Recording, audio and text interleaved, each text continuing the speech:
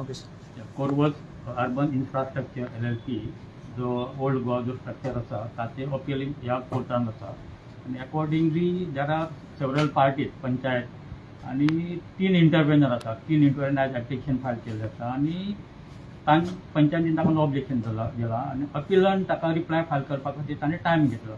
So matter फुडें fix केल्लो आसा 19 एप्रिलाक.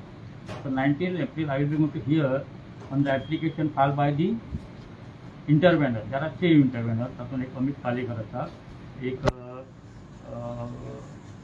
पार्टी थंयचे हातूंत ते वळख एक्शन कमिटी म्हणून एक आसा आनी तातूंत आनी एक पार्टी आसा जे लोकल विलेजर्स आसा तांच्यांनी एप्लिकेशन फायल केल्लें आसा इंटरवेनर. ते इंटरवेनर एप्लिकेशन डिसायड करतलो जाल्यार I have to hear on the reply of the parties and accordingly we can decide their application. That will go on the merit whether those interveners should be implicated as a party in this proceeding or not. That will be decided in the course of time. So till that period what the structures are there that has been stayed.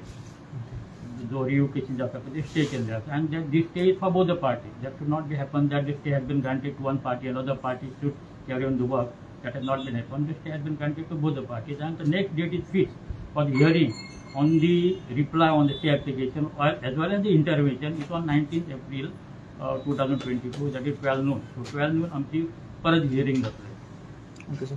So दोन्ही पार्टीक stay दवरली. दोनूय पार्टीक stay आसा म्हणजे ताजी थंय एवॉर्डमेंट आसली की बाबा तो काम करता अशें म्हणून. सो ताजे खातीर दोनूय पार्टींक ताका स्टे ग्रांट केल्ले आसा. Status for means stay for both the parties. It doesn't mean that एकट्याक स्टे दिली आनी दुसऱ्याक दिवना. It is not like that.